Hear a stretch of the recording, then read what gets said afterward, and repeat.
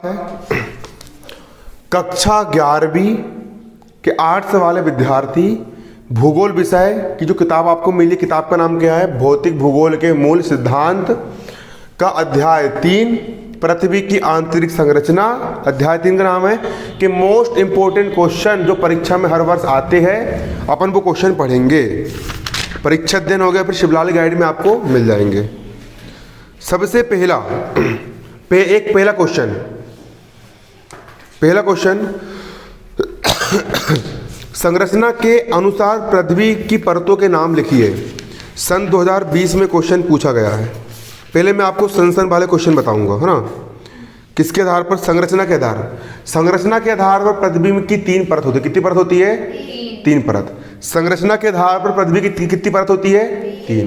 देखो, जो आपकी पृथ्वी होती है, जो कि पृथ्वी ऊपर धरातल होगा, यहाँ पर भी आदमी लोग रहेंगे, ये भी धरातल, ये भी धरातल। क्या ये धरातल है? गोला है गोला, धरातल है। जो बीचम बीच की परत होती है उसको हम क्रोड बोलते हैं। क्या बोलते हैं इसको हम? क्रोड। बीचम बीच की परत को हम क्या बोलते हैं? क्रोड। क्या बोलते हैं इसको हम? क्रोड। सेकेंड नंबर की परत को हम क्या बोलते हैं? प्रवार। क्या बोलते हैं? प्रवार। और अगली परत को हम बोलते हैं भूपरपटी, जहाँ पर अपन रहते हैं, है ना।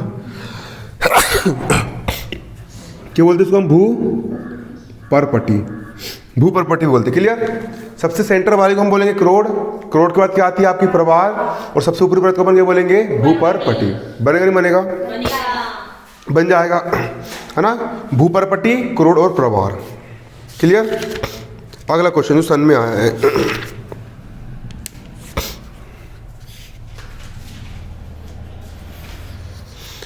एक क्वेश्चन समझा रहा हूं आपको मैं, उसमें पूरे क्वेश्चन कवर हो जाएंगे आपके। क्वेश्चन लिखो, पहले क्वेश्चन लिखो, फिर समझना। भूकंप की क्रिया को समझाइए। भूकंप के बारे में देखो, भूकंप का टॉपिक मैं आपको पूरा पढ़ा रहा हूं। क्या पढ़ा रहा हूं? भूकंप पूरा A to Z, उसके प्रकार, उसकी पूरी तरंगे वगैरह सब कुछ। भूकंप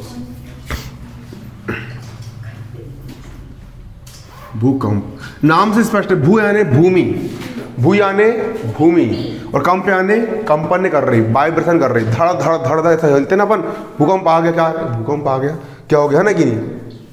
भूकंप आ गया, है ना। इसको अपन क्या बोलेंगे? भूकंप बोलेंगे। तो समझो भूकंप क्या होता है। भूकंप का मूल कारण, किसका मूल कारण? भूकंप का मूल कारण पृथ्वी की संतुलन स्थिति में अव्यवस्था का होना है। जो पृथ्वी होती है, जो अपनी पृथ्वी हो गई, जो अपनी धरती हो गई, जब इस धरती की मूल अवस्था में परिवर्तन हो जाएगा। क्या हो जाएगा? मूल अवस्था में परिवर्तन, चेंजेस हो जाएगा, तो क्या जाएगा? भूकंप हो जाएगा। भूकंप का तात्पर्य धरातली कंपन से होता है। जो धरातल होता है, जो जमीन होती है, वो कंपन करने लग जाती है। क्या हो जाती है? वो कंपन करने लग जाती है। धरातली कंपन से होता है, जिससे भूपटल पर विनाशकारी स्थिति उत्पन्न होती है। भूपटल जो होती है, जो हमारी जमीन होती है, जो हमारी क्या होती है? जमीन होती है। ये हमारी जमीन होती है। ये जो हमारा क्या होता है? ये जो हमारा भूपटल होता है, ये जो हमारी क्या होती है? जमीन होती है। इस पर क्या उत्पन्न हो जाता है? कंपन उत्पन्न हो जाता है। क्या उत्पन्न हो जाता है? कंपन उत्पन्न हो जाता है। समझ में आ रहा आपको? भूकंप की क्रिया एक ऐसा प्रत्यक्ष साधन है जिससे पृथ्वी की आंतरिक भाग के बनावट के बारे में जानकारी प्राप्त होती है। ये पृथ्वी हो गई। इस पृथ्वी के अंदर मान चलो जमीन का अंदर है, जमीन का अंदर वाला भाग है। अंदर क्या हुआ? आंतरिक कंपन हुआ।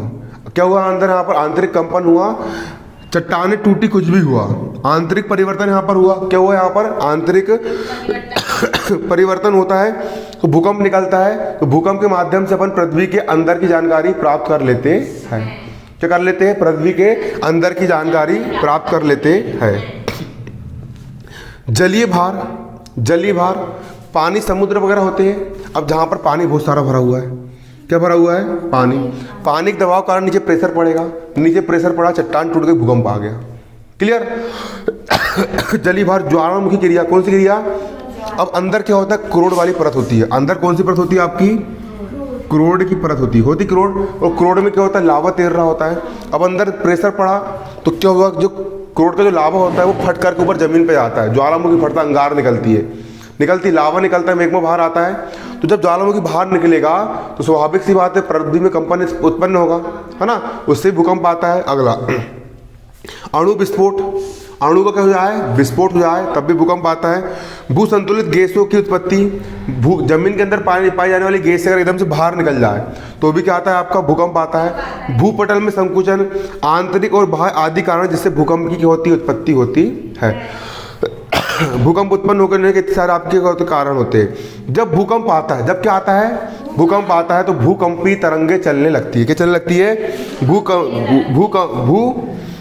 जब भूकंप आता है तो भूकंपी तरंगे चलने लगती है। क्या चलने लगती है, भूकंपी तरंगे चलने लगती है। भूकंप आया, पृथ्वी हिली पृथ्वी, तो भूकंप आने से क्या चलने लगती है, भूकंपी तरंगे चलने लगती है। वे स्थान जहां से भूकंप तरंगे उत्पन्न होकर गति करती है वे भूकंप का मूल्य उद्गम केंद्र कहलाता है। देखो ये क्रोड है, मान चलो कि यहाँ पर कुछ चट्टान में गड़बड़ हुई और यहाँ से फिर तरंग, यहाँ पर भूकंप आया, पृथ्वी के अंदर आता है भूकंप, पृथ्वी के अंदर भूकंप, तो जिस स्थान से भूकंप तरंगे उत्पन्न होती है और जमीन पे आती, पहले भूकंप तरंगे यहाँ से उत्पन्न होगी, जमीन पे आगे, फिर जमीन से इधर फैलेगी वो, है ना। जिस स्थान से भूकंप की तरंगे उत्पन्न होती है उसको भूकंप का उद्गम केंद्र या मूल बिंदु कहते हैं। इसको क्या कहते हैं, भूकंप का उद्गम केंद्र या मूल बिंदु कहा जाता है। जिस स्थान पर भूकंप तरंग उत्पन्न होती है उसको अपन क्या बोलते हैं, भूकंप का उद्गम केंद्र या मूल बिंदु कहा जाता है। जहां सर्वप्रथम तरंगों का अनुभव होता है वह भूकंप का अधिकेंद्र कहते हैं। अब देखो ये भूकंप यहां पर आया तो सबसे पहले ये फैलेगा, तरंग इधर फैलेगी, इधर फैलेगी, इधर फैलेगी, इधर, है ना, फैलेगी। तो सबसे पहले जमीन पर जहां पर भूकंप का अनुभव होगा, सबसे पहले जो बिल्डिंग गिरेगी, जहां झटके आएंगे, है ना, सबसे पहले भूकंप का जहां पर क्या होगा, अनुभव होगा, जहां पर भूकंप का क्या होगा, अनुभव होगा, उसको अधिकेंद्र कहेंगे। इसको क्या बोलेंगे अपन, अधिकेंद्र। तो ये भूकंप का क्या हो जाएगा, अधिकेंद्र। क्या हो जाएगा भूकंप का, ये अधिकेंद्र हो जाएगा। ये बिंदु क्या होगा, भूकंप का अधिकेंद्र। क्या हो जाएगा, भूकंप का अधिकेंद्र हो जाएगा। क्लियर। ये स्थान भूकंप तल के ठीक 90 डिग्री पर होता है। ये भूकंप तल यहाँ पर है भूकंप तल यहाँ पे सीधे 90 डिग्री के कोण पर, मतलब सीधा ये 90 डिग्री का एंगल बनेगा तो सीधे यहाँ पर एक केंद्र हो जाएगा। उसको अपन क्या बोलेंगे, अधिकेंद्र। ये क्या हो जाएगा आपका, अधिकेंद्र। समझ में आया नहीं आया, ये क्या हो जाएगा आपका, अधिकेंद्र हो जाएगा। हो गया अधिकेंद्र, क्लियर है। अब भूकंपी तरंगों का ज्ञान भूकंप लेखन यंत्र किससे होता है, भूकंप लेखन यंत्र अथवा सिस्मोग्राफ से होता है। किसके द्वारा होता है, सिस्मोग्राफ के द्वारा होता है। बनेगा। अब अपन पढ़ रहे हैं भूकंपी तरंगे क्या होती है। भूकंपी तरंगे दो प्रकार की होती है। इसको ऐसा समझ लो कि तुमको यही याद हो जाए, घर पे याद करने की जरूरत ना पड़े, पूरा फोकस से समझो। क्या समझो, पूरे फोकस से। क्लियर। भूकंपी तरंगे दो प्रकार की होती है। पहली होती है पी तरंगे और दूसरी क्या होती है, एस तरंगे। पी का मतलब होता है प्राइमरी यानी प्राथमिक तरंगे, और एस का मतलब होता है सेकेंडरी यानी द्वितीयक तरंगे। देखो मुख्य रूप से भूकंपी तरंगे दो प्रकार की होती है। मुख्य रूप से भूकंपी तरंगे कितने प्रकार की होती है, दो प्रकार की होती है। भूगर्भिक तरंगे और धरातली तरंगे। पहली तरंगे कौन सी होती है, भूगर्भीय तरंगे। भूगर्भी मतलब जो तरंगे जमीन के अंदर चलती है उसको अपन क्या बोलेंगे, भूगर्भी तरंगे। और अगली होती है धरातली तरंगे। ऐसी तरंगे जो कहाँ पे चल रही है, आपकी धरातल पर चल रही है, जमीन पर चल रही है, उसको अपन क्या बोलेंगे, धरातली तरंगे बोलेंगे। क्लियर। भूगर्भिक तरंगे भूकंप मूल से किसी ऊर्जा के मुक्त होने के कारण उत्पन्न होती है और पृथ्वी के अंदरूनी भाग से होकर सभी दिशाओं में आगे बढ़ती है। क्लियर। भूगर्भिक तरंगे भूकंप मूल से ऊर्जा के मुक्त होने के कारण उत्पन्न होती है और पृथ्वी के अंदरूनी भाग में बढ़ती है। जो भूगर्भिक तरंगे होती है वो भूकंप के मूल केंद्र से उत्पन्न होती है। कहाँ से उत्पन्न होती है, भूकंप के मूल केंद्र से उत्पन्न होती है। और उत्पन्न होने के बाद पृथ्वी के जो अंदरूनी भाग होते हैं, पृथ्वी के अंदर का जो क्या होता है अपना भाग होता है, पृथ्वी के अंदरूनी भाग में क्या करती है, वो गति करती है। कहाँ गति करती है, पृथ्वी के अंदरूनी भाग में, अंदर ही अंदर गति करती है। पृथ्वी के अंदर के भाग में क्या करती है, अंदर अंदर क्या करती है, वो गति करती है। अंदरूनी भाग में क्या करती है, वो गति करती है। और पी तरंगे और एस तरंगे भूगर्भिक तरंगे के प्रकार है। भूगर्भिक तरंगे कितने प्रकार की होती है, दो प्रकार की होती है। भूगर्भिक तरंगे कौन सी तरंगे, भूगर्भिक तरंगे।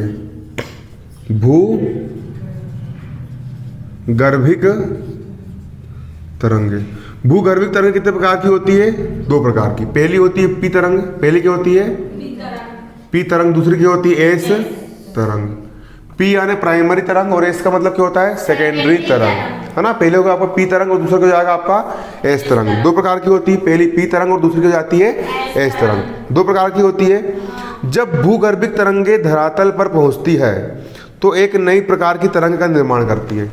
जब भूगर्भिक तरंग कहाँ पहुंचती है? धरातल पर पहुंचती है, जमीन पर पहुंचती है। भूगर्भिक तरंगे धरातल पर पहुंचती, जमीन पर पहुंचती है तो एक नई प्रकार की तरंग का निर्माण करती है। क्या करती है? एक नई प्रकार की तरंग का निर्माण करती है। कौन करती है? भूगर्भिक तरंग एक नई प्रकार की तरंग का निर्माण करती है, जिन्हें धरातली तरंगे कहते हैं। जब भूगर्भिक तरंगे है ये पी और एस के रूप में आएगी, जमीन के अंदर ही अंदर रहेगी। जे पी तरंग भी जमीन के अंदर ही जाएगी, एस तरंग भी जमीन के अंदर रहेगी। लेकिन जैसी तरंगे किसी प्रकार धरातल पर पहुंची, जमीन पर पहुंची, क्लियर, तो एक नई प्रकार की तरंगों का निर्माण होता है। और इन नई प्रकार की तरंगों को अपन क्या बोलते हैं? धरातली तरंगे कहते हैं। क्या कहते हैं? धरातली तरंगे कहते हैं। क्या कहते हैं इनको अपन? धरातलीय तरंगे कहते हैं। समझ में आया आप लोग को? ये धरातली तरंगे धरातल में साथ साथ चलती, इधर बढ़ती है, धरातल पर बढ़ती। कहाँ बढ़ती है? धरातल पर बढ़ती है। इनको एल तरंग भी कहते हैं। इनको क्या बोलते हैं अपन? एल तरंग। अंतिम तरंग है, अंतिम मतलब लास्ट में आ रही है, मतलब एल तरंग। क्या बोलते हैं इसको अपन? एल तरंगे भी कहते हैं। क्या बोलते हैं इसको अपन? एल तरंगे भी कहते हैं। बन जाएगा।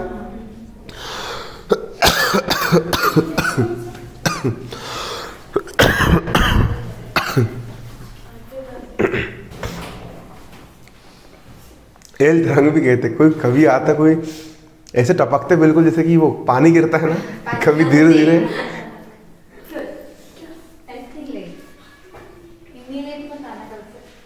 नहीं जाना। क्या नाम तुम्हारा? सुलोचना, अच्छा नाम है ना। पूजा, नेहा, नेहा, सलोनी, है ना। अब पी तरंगों की विशेषता बताना। किसकी विशेषता है? पी तरंगों की विशेषता। यूट्यूब पर कभी लाइव आता हूँ ना, सब लोग बोलते सर हमारा नाम लो, हमारा नाम लो, प्लीज़ हमारा कमेंट करते वो लोग, एक बार हमारा नाम ले लो, हमारा नाम ले लो। यूट्यूब पर आता हूँ लाइव, है ना। देखो पी तरंगों की विशेषता। किसकी विशेषता है? पी तरंगों की विशेषता है। अब पी तरंग मतलब प्राइमरी तरंग। भूकंप तरंगों में पहली क्या होती है आपकी? पी तरंग। पी यानी प्राइमरी तरंग। अब इनकी विशेषता क्या होती है? देखो पी तरंग को पी से प्राइमरी यानी प्राथमिक, पी से पी फॉर प्राइमरी, प्राइमरी यानी प्राथमिक। पी तरंगों को प्राथमिक तरंग या अनुदैर्घ्य तरंग भी कहते हैं। मैंने इसके पहले बताया था अनुदैर्घ्य। अनुदैर्घ्य मतलब ये तरंग फैली फिर सुकड़ी, फिर फैली फिर सुकड़ी, फिर फैली फिर सुकड़ी, फैली फिर सुकड़ी। तो पी तरंगों पर प्राथमिक तरंग भी कहते हैं। ये अनुदैर्घ्य होती है। बिरलन संपीडन, बिरलन संपीडन, बिरलन संपीडन, इस रूप में चलती है अनुदैर्घ्य तरंगे। आया समझ में? इन तरंगों की गति ध्वनि तरंगों की तरह होती है। ध्वनि तरंग, मैं यहाँ पर बोल रहा हूँ और तुमको सुनाई दे रहा है, तो कुछ ना कुछ तुम जा रहा है ना, तुम तक क्या जा रहा है? तरंग जा रही है। मैंने बोला ओ सलोनी, बोला जैसे मैंने बोला ओ सलोनी, बोला मैं सलोनी, तो जैसे मैंने सलोनी बोला तो वो तरंग गई, भले दिखी नहीं तुमको, लेकिन वो तरंग यहाँ गई स्पीड से और तुमने कानों पे जाके पड़ी। फिर जो अनुदैर्घ्य तरंग थी वो कान के पर्दे ने उसको ध्वनि सिग्नल को विद्युत सिग्नल में चेंज करा। जैसे मोबाइल होता है, मोबाइल में बोला अपन ने हेलो, तो ध्वनि तरंग निकली। मोबाइल का जो माइक्रोफोन होता है वो ध्वनि तरंग को विद्युत सिग्नल में चेंज करता है। फिर विद्युत सिग्नल चेंज होने के बाद तुम्हारा विद्युत सिग्नल तुम्हारे माइंड में गया और माइंड ने फिर समझा, क्रिया करा कि क्या बोल रहा है करके, है ना। ऐसा रहता है। क्लियर? ये रहता है। क्लियर? तो जो कौन सी तरंग पी तरंग होती है, किसकी टाइप होती है? अनुदैर्घ्य तरंगों की जैसी होती है। इन तरंगों की गति 8 से 14 किलोमीटर प्रति सेकंड होती है। पी तरंगों की गति कितनी? 8 से 14 प्रति सेकंड। प्रति सेकंड मतलब प्रति 1 सेकंड में। कितने सेकंड में? 1 सेकंड में ये तरंग कितनी दूर जा सकती है? 8 किलोमीटर दूर चली जाएगी। तुम 1 सेकंड में कहाँ जा सकते हो? 1 सेकंड में कहाँ तक जाओगे तुम? वहाँ भी नहीं जा पाओगे, जाके दिखाओ। जो हो गया 1 सेकंड, घड़ी का 1 सेकंड। लेकिन ये तरंग 1 सेकंड में कितनी दूर चल जाएगी? 8 से 14 किलोमीटर दूर चली जाएगी। पी तरंगे ठोस चट्टानों में प्रवेश कर जाती है। पी तरंग यानी प्राथमिक तरंग है, तुरंत के लिए ठोस से ठोस चट्टान भी रहेगी ना, उसको भी चकनाचूर कर देगी। जब भूकंप की जो तरंगे उठती है, पी तरंगे, भूकंप की तरंग आई, भूकंप तरंग पी, भड़ भड़ भड़ भड़ भड़ धड़ धड़ाहट हो गया, बिल्कुल क्या हो गया? भूकंप आ गया। क्या आ गया? भूकंप आ गया। आ गया, चट्टानों में प्रवेश कर जाती है। ये तरंगे तरल भागों में प्रवेश कर सकती है। तरल मतलब समुद्र हो गया, समुद्र तरल होता है ना, पानी वाली जगह हो गया। ये तरंगे तरल भागों में प्रवेश कर सकती है, परंतु जब पानी में जाएगी तो इनकी स्पीड क्या हो जाएगी? कम हो जाएगी, है ना। इनकी गति अन्य तरंगों की अपेक्षा कैसी होती है? अधिक होती है। बन जाएगा पी तरंग। समझ में आया? कौन बताएगा पी तरंग के बारे में? कोई बता सकता है?